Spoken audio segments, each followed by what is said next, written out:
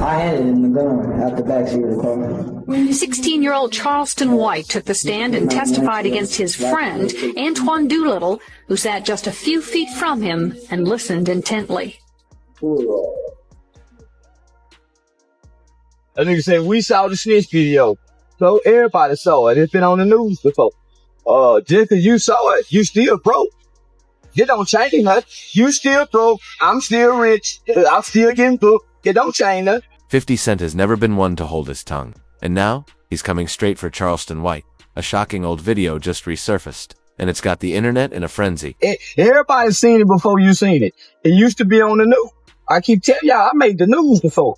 All what y'all doing, people I already seen. The footage shows a young Charleston White testifying in court against his own homie. He didn't just snitch. He put the whole crew on blast. This wasn't minor drama either. His testimony had real, life-altering consequences. And now, 50 Cent is weighing in. No filter, no mercy. Little is accused of down 34-year-old Michael Levy of Irving. Levy attempted to stop Doolittle, White, and 2 other teenagers accused of shoplifting 3 sports jackets and a baseball cap from an Arlington mall in September of 1991. While most would be ducking the smoke, Charleston's doing the opposite. He's laughing it off, clapping back online, and dismissing the snitch label like it's a joke. So what really happened? That court video from when Charleston was just 16 has gone viral again, showing him under oath, naming names without hesitation. He exposed his friend Antoine Doolittle during a case about a robbery gone deadly wrong at a department store. This is to say Levy pounded on their windshield until the teens threw the jackets out the car window. Then Doolittle supposedly shot him in the back as Levy walked away. In that courtroom, Charleston claimed Doolittle pulled the trigger that ended a man's life. But here's the twist. Charleston wasn't just a bystander. He was involved from the jump and even admitted to handing Doolittle the weapon. Look, you shot. What did he do? Sure, Doolittle pulled the trigger, but Charleston played his role and later laughed about it like it was no big deal. He even joked, saying shot, like it was funny, but this was no joke, someone died. Prince Charming. I found him. And it's hard to believe, but I did. And I believe in fairy tales because he made my dreams come true. And they took that away. That someone was Michael Levy, a department store employee. He was killed just 4 days after marrying the love of his life. Charleston didn't stop at testifying against Doolittle. He also snitched onto more of his own friends. Victim, which was a Caucasian man by the name of Michael Levy. I was sentenced to 12 years under Texas juvenile determined sentencing law.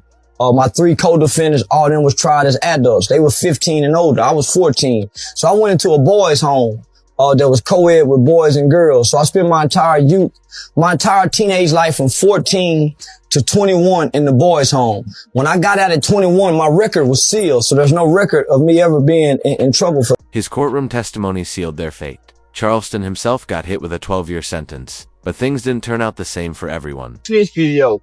So everybody saw it. It's been on the news before. Just because you saw it, you still broke. It don't change nothing. You still broke. I'm still rich. I'm still getting booked. It don't change nothing. Here's the twist. Charleston walked away with a clean slate. His record was sealed after prison. Meanwhile, the rest of the crew, no such luck. That's why when the video resurfaced, it blew up fast and the internet came for him hard. You think they're gonna stop booking me? You think they're gonna stop interviewing me? You think people gonna stop? Nah. You still gonna be poor, and I'm still gonna be rich and... Despite the backlash, Charleston didn't back down. He hopped online, laughing it off, mocking the hate, and even joking about using the story in his stand-up comedy. According to him, snitching didn't ruin his life, it just gave him material. Why you think I told? I don't give a damn. I ain't friends with nobody. Charleston stood tall on his decision, saying, I ain't friends with nobody. If he had to do it all over again, he claims he'd make the same choices. Loyalty, not part of his game plan. I hope it is. I want to snitch. I want to snitch. I want to tell. Whatever they call telling, snitching, I want to do it. And I want to make it cool to do it. He's made it clear he's not about that street code. Charleston believes loyalty shouldn't mean sacrificing your own freedom. I don't recommend doing 20 years for nobody. I don't recommend doing a life sentence for nobody. It's no honor amongst thieves. So why do I have to be honorable amongst thieves? Why? We all criminals and crooks. I'm not sitting in no cell just because he was my boy. That's his mindset. In one wild interview, Charleston even said, we were all criminals, but now I'm different. Yo, I'm the one that put the feds on brick bacon. I keep telling you, y'all niggas think I be playing. I'm a citizen, a police ninja, he declared, proudly. He claims he votes, works elections, and drops off his ballot like clockwork. Man, got here in Houston, man. And I got a dime on Charleston White head. You damn right I'm a police ninja, Charleston said. I'm grown, I'm 40, I'm not sitting in jail at 50 for nothing. I made a federal report. First, I called Houston and made the report to Houston, but I did this through my law enforcement friend. And he meant every word. Charleston openly says he'll snitch on anyone if it keeps him out of prison. That's the code he lives by. And now, rumors are flying that he might have helped the feds catch Brick Baby. Boosie, I'm gonna put your mother ass in jail.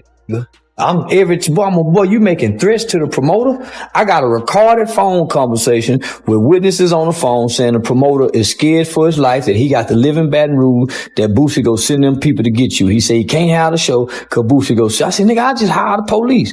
The promoter scary ass nigga. Yeah, nigga, Boosie is a hoe. And I bet he don't want to get in that boxing. Brick Baby once posted a wild video flashing cash and threatening Charleston. Charleston responded by allegedly calling the feds himself and bragged about it online. I'm not breaking the law. I'm not trying to get out of no trouble. That's what a snitch do. A snitch is telling to wiggle out of something. I'm just telling. There's also talk that Charleston may have snitched on Boosie but us too. Last year, Boosie allegedly threatened a Memphis promoter tied to Charleston. Charleston didn't confirm the call, but fans sure did, and the internet dragged him once again. Our black kids don't have no protection. You don't even have nobody standing in the gap for them and God. They just on their own. Standing their way out here. Homie, listen.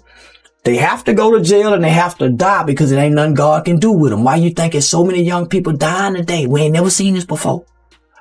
We ain't never seen young. They have to because it ain't nothing God can do with these hearts of young people because of the fruit that they come from. The seed and the fruit is all the same. Sit your up down. Some of these little ain't never had a hug from Big Mama. They grandmama said, I'm too young to be a goddamn grandmama. Call me Mama. Don't call me grandmama. Grandmama don't even want to be young. Don't even want to be called grandmama. Not real.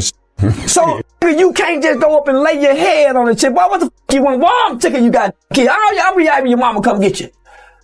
They being rejected like straight off. Get away from her. Get. Nobody's hugging and nurturing and breathing life into these little black mother. Still, Charleston isn't hiding. He says he's not playing by the old rules. He's out to survive, protect himself, and flip the game. But people aren't buying it. They call him a hypocrite for saying he's not a snitch while literally I want to teach and train young boys what snitching is, what telling is, and I want to create a Boy Scout organization. These start telling in school. They the who raise their hand and say, teacher, can I take names and tell you who talking when you leave the class? They the ones in the hallway writing down names in middle school, dropping notes to the principal, to the kids with the bloodshot red eyes that look like they on pills. So they can be law-abiding citizens and great neighborhood watch crime people. We need to train this. We train killers and gangsters. So we need to train some confident, snitching, tatter-telling young man that ain't scared to tell on now, motherfucker. And teach them how to fight too.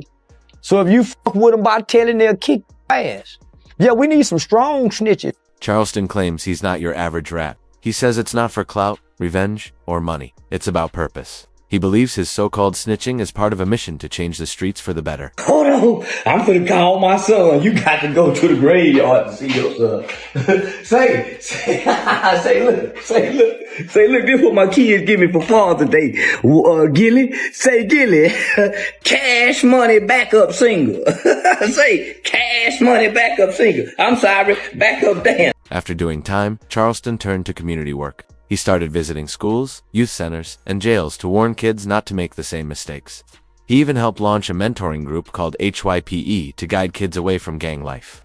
And, yes, he's floated the idea of starting a real-life snitching hotline to help teens escape dangerous situations. 50 bullying Meech because Meech ain't no internet nigga. 50 is an internet. I mean, one thing I know about street niggas, they ain't finna play with that title. But not everyone's cheering him on.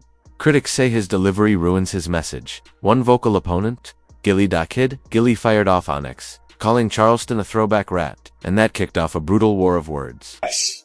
Charleston White is correct. I'm a rapper, not a drug dealer.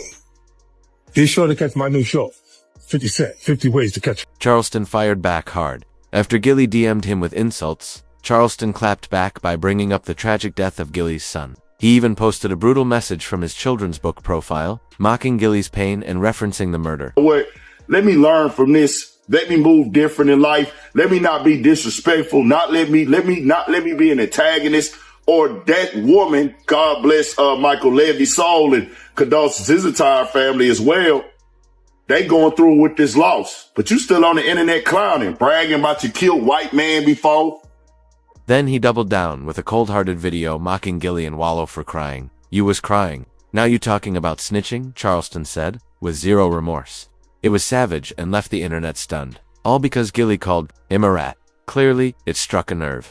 Charleston tries to act unfazed, but that meltdown said otherwise. And where's 50 Cent in all this? Watching silently? He's usually quick to destroy snitches online. Just look at how he's been clowning Big Meech lately. But when Charleston shaded 50, calling him a bully, 50 didn't clap back. He posted a promo for his show and kept it pushing. No response, no drama, just silence. Maybe Charleston dodged one for now, but best believe he's still stirring the pot, staying loud, chaotic, and unapologetic. So what do you think? Is Charleston White a street code breaker turned community savior or just chasing clout for views? Drop your thoughts in the comments. And don't forget to like, subscribe, and smash that notification bell so you never miss an upload. This is Viral Rap Daily and we've got more heat coming.